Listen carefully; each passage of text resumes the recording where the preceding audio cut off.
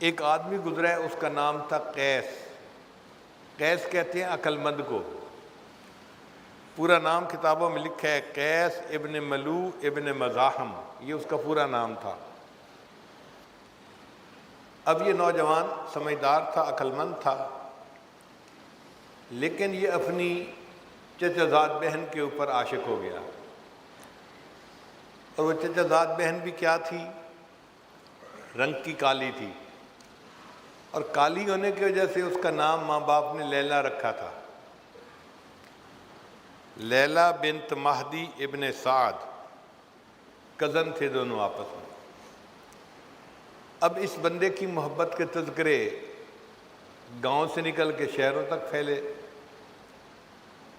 تو ایک مرتبہ باپ نے کہا کہ قیس، تیری بدنامی کی وجہ سے مجھے بہت ذلت اٹھانی پڑتی ہے، تو کیا ایک لڑکی کے پیچھے لگ گیا ہے اور تو نے خاندان کی عزت کو دھبا لگا دیا، چل میرے ساتھ حرم میں اور چل کے اس محبت سے توبہ کر۔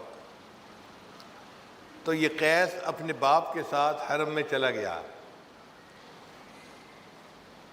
بیت اللہ کے پاس پہنچ کے والد نے کہا کہ توبہ کر اس محبت سے، تو اس نے غلاف کعبہ کو پکڑ کے ایک شعر پڑھا، الہی تبت من کل المعاصی، الہی تبت من کل المعاصی ولکن حب لیلا لا اتوب، اے اللہ ہر گناہ سے میں توبہ کرتا ہوں، لیلا کی محبت سے توبہ نہیں کرتا۔ اب جب اس نے یہ الفاظ کہے تو اس کے والد نے غصے سے اس کی طرف دیکھا، یہ کیا بدتمیزی ہے، میں لے کے آیا ہوں کہ توبہ کر اور یہ کہتا ہے کہ ولیکن حب لیلا لا اتوب۔ تو سمجھدار تو تھا ہی صحیح، اس نے جب دیکھا کہ والد نے خفا ہو کے دیکھا ہے تو اگلا شعر پڑھا، الہی لا تسلبنی حبہا ابدا، اے اللہ اس لیلا کی محبت کبھی میرے دل سے سلب نہ کرنا، وَيَرْحَمَ اللَّهُ عَبْدًا قَالَ آمِينَ، اور جو میری دعا پر آمین کہہ دے اللہ اس بندے کے گناہوں کو بھی معاف کر دے۔ یعنی اگر میرے ابو آمین کہہ دیں تو اللہ میرے ابو کی بھی مغفرت فرما دے۔ تو یہ ایسا پاگل تھا اپنی اس محبت میں۔ جب سیدنا حسن رضی اللہ تعالیٰ عنہ نے سیدنا امیر معاویہ رضی اللہ عنہ سے صلح کر لی اور حکومت کے معاملے میں ان کے حق میں دستبردار ہو گئے، تو حسن رضی اللہ عنہ بہت خوش تھے کہ میں نے حکومت ان کے سپرد کر دی جو اس کے زیادہ اہل تھے۔ ایک دفعہ جا رہے تھے مکہ مکرمہ میں تو قیس صاحب آگے سے مل گئے، تو حسن رضی اللہ عنہ نے روکا، قیس کیا حال ہے، کہاں جا رہے ہو؟ دیکھو میں نے کتنا اچھا کیا، حکومت دن کو سجتی تھی، میں نے حکومت ان کے حوالے کر دی اور خود میں ایک طرف ہو گیا ہوں۔ تو قیس خاموش کھڑا سن رہا ہے، تو حسن رضی اللہ عنہ نے فرمایا چپ کیوں کھڑا ہے، کوئی جواب نہیں دیتا؟ کہنے لگا جی کہ میں سوچ رہا ہوں حکومت تو لیلا کو سجتی ہے۔ انہوں نے فرمایا انت مجنون، تو مجنون ہے۔ اس کے بعد اس کا نام قیس کی بجائے مجنون ہو گیا کہ یہ پاگل تھا اس کے پیچھے۔ اگر مخلوق کی محبت انسان کو ایسا پاگل کر دیتی ہے تو اللہ کی محبت تو پھر انسان کو پتہ نہیں کس کیفیت پہ پہنچاتی ہوگی۔ مجنون جب فوت ہوا تو کسی کو خواب میں نظر آیا، اس نے مجنون آگے کیا بنی؟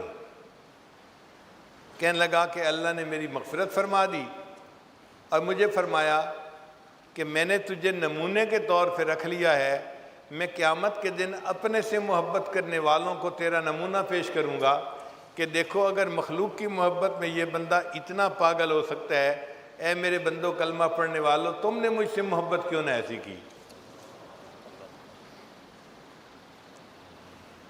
مولانا روم رحمۃ اللہ علیہ فرماتے ہیں عشق مولا کہ کمز لیلا بود، گوئے گشتن بہر او اولا بود، کہ لوگوں کیا مولا کا عشق لیلا کے عشق سے بھی گیا گزرا ہے کہ مجنون تو لیلا سے اتنی محبت کرے اور ہم بندے ہو کے اپنی اللہ سے محبت نہیں کر پاتے۔ ایک حاکم میں وقت تھا، اس نے لیلا مجنون کی باتیں سنی تو اس کو خیال آیا کہ پتہ نہیں یہ لیلا کتنی حور پری ہوگی کہ مجنوں اس کے پیچھے اتنا دیوانہ بنا ہے۔ اس نے پولیس کو کہا کہ لیلا کو میرے سامنے لاؤ، میں دیکھو تو صحیح۔